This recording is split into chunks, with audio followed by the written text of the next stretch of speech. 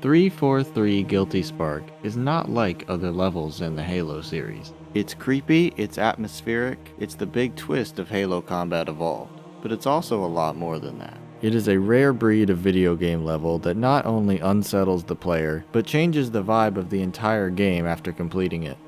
Most Halo levels are made to be functional and or stylish, a cool and meaningful set piece on which to have an epic showdown with the enemy. But most levels also have a lot of exposition as to where you're going and why you're going there.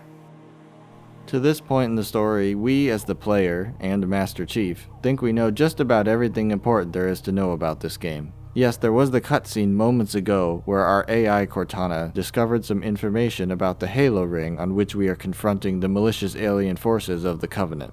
We don't know exactly what said information revealed, and we know that it's real bad, but we're multiple hours into the game at this point. We know what this is all about. We gotta shoot these aliens and save the universe. Yeah, we got this. Cortana told us that we need to hurry and stop whatever it is Captain Keyes is about to do. But little do we know that it's too late, and we have no idea what we'll find when we arrive on the scene. Upon being dropped off, you'll immediately notice that this level is just different than the others. You find yourself deep in an unwelcoming swampy forest with very little direction on where you need to go. You'll see a crashed pelican, which is never a good sign. There is staticky radio transmission coming from the ship, which you might be inclined to go over and listen to. If you do, you'll hear this. Dropship Victor 90. Killer bottom.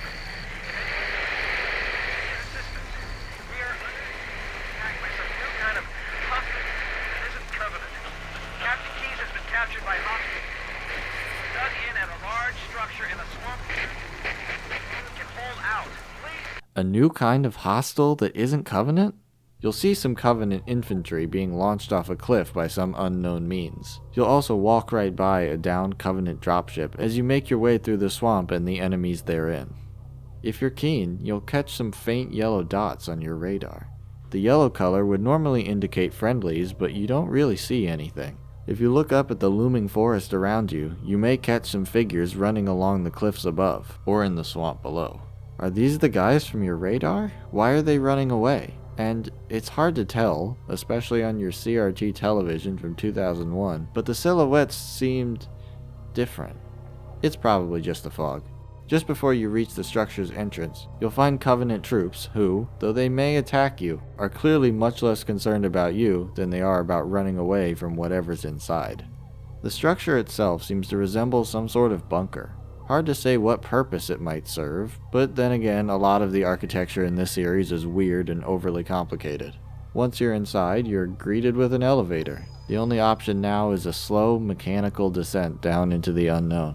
When you reach the bottom, you'll see a group of grunts and jackals gathered around a door on the far side of the room with their backs to you. Despite the fact that they clearly haven't noticed you, the grunts are already agitated, running away from the door, screaming things like,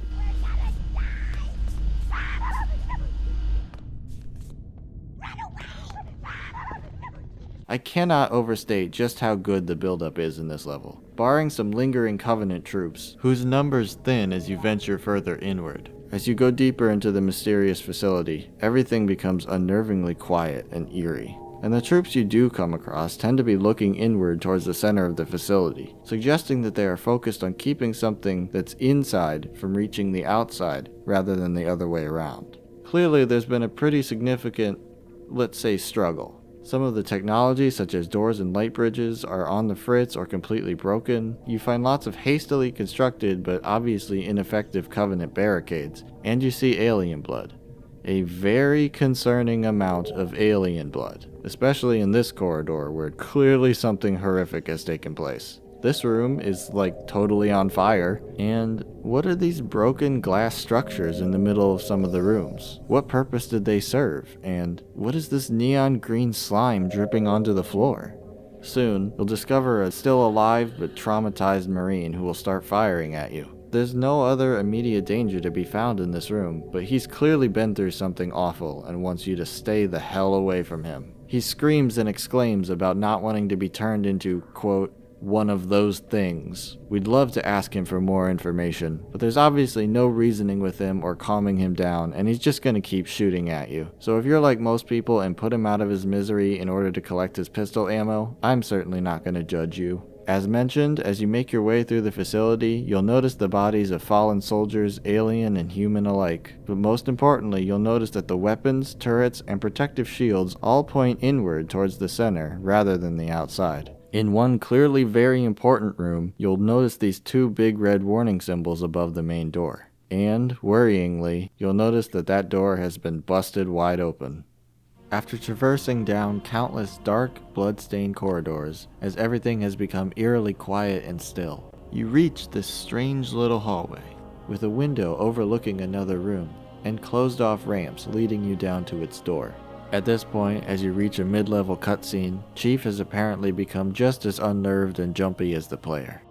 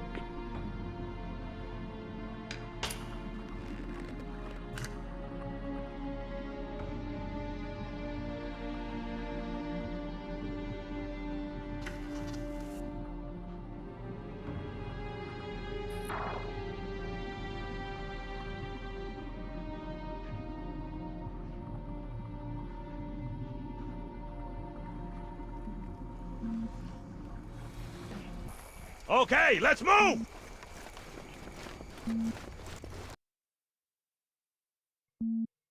Which is weird, right? I mean, look at it. Something scrambled the insides. Right, well, let's get this door open. I'll try, sir, but it looks like these Covenant worked pretty hard to lock it down. Just do it, son. Yes, sir.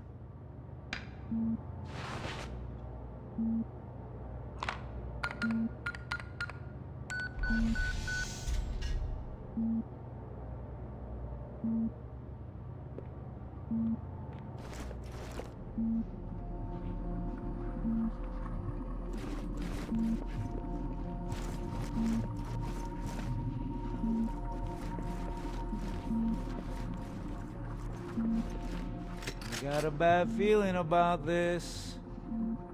Boy, you always got a bad feeling about Captain, something. Sarge, can you hear me? What's going on, soldier? We've got contacts, lots of them, but they're not Covenant. They're just tearing through us. What the? Oh, no! Corporal, do you copy? Over. I gave you an order. Sarge! Listen! What is that? Where's that coming from, Everywhere. Mendoza? I don't... There! Mira!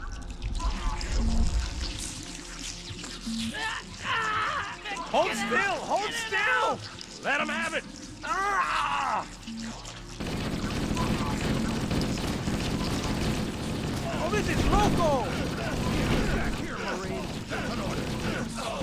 Jenkins!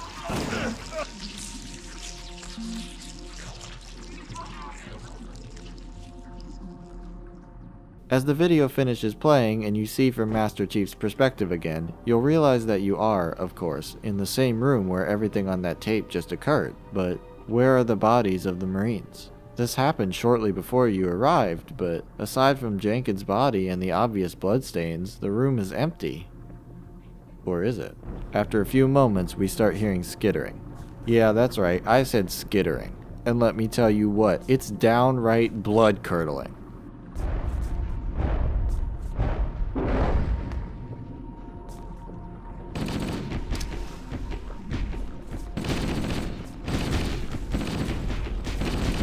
It's time to shoot and ask questions later. After a couple waves of whatever these things are, the doors open and we gotta run like hell. We've backtracked through levels before, but this time everything is truly on the line. If you thought the place was in shambles before, just wait till you see it now. With even more chaos and carnage, now infested with many of these mysterious creatures. Fighting these things feels very different from the aliens you've been dealing with. They are aggressive and direct, with the small bug-like creatures able to climb up walls, and the two types of larger bipedal creatures charging, jumping, and lunging at you.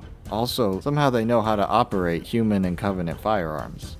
If you take some time to look around some of the rooms, you'll discover corpses. In this case, you see some fallen jackals and humans together on the top of a bit of rubble, clearly putting up a last stand. The framing of this seems to suggest that they weren't fighting each other, but more likely fending off the creatures as a unit. Also, remember the lone Marine from earlier? The one who yelled, "You're not turning me into one of those things!" Upon returning to that room, you'll find some creatures, but he is nowhere to be found. Even if you left him alive earlier, he won't be greeting you on your way out. As you finally ride the elevator up to complete your escape from the facility, a squad of surviving Marines is waiting for you. Lost contact with the rest of the mission. We headed for the RV point, and then these things, they ambushed us. We gotta get out of here. You join them and help them run through the swamp, fending off hordes of creatures as you go. This is when you'll hear Marines say things like, the implications of this are chilling. He recognizes them? These misshapen beings? How is that possible? After some running and gunning, you reach a new, large, unspecified structure in the swamp. Some flying, laser-equipped drone robots appear and begin helping take out the creatures. You now meet the titular character of the level, a robotic floating lorekeeper orb named 343 Guilty Spark. Spark introduces himself and promptly teleports you somewhere unknown. As you reach the next loading screen, you might realize that those big glass things were tanks which were meant to contain these little creatures, and that those little creatures, which Guilty Spark refers to as the Flood, are parasitic, taking over and practically zombifying any living organism to which they can attach themselves. You realize that the bigger monsters were the infested bodies of human and Covenant soldiers, and you realize that there is so much more to this game than you could possibly have imagined. Yeah, you weren't expecting your sci-fi space adventure to turn into a zombie game, were ya? Complete with a shotgun and everything. By the way, at the end of the cutscene where Cortana is warning us about the unspecified threat, the music shifts to include the shrieking string sounds of the Flood theme. And damn, you know I love me some musical foreshadowing. I don't understand. There's no time. Get out of here, find keys, stop him. Before it's too late! Thank you so much for watching my video. Please remember to like the video and subscribe to the channel. It's so incredibly helpful. I'm not the first person to make a video like this, but this was a really fun analysis to do, especially as someone who only experienced the Halo games for the first time last year. If you enjoyed it, let me know. I also have other great long form stuff in the works, and videos that you can check out right now. Have fun!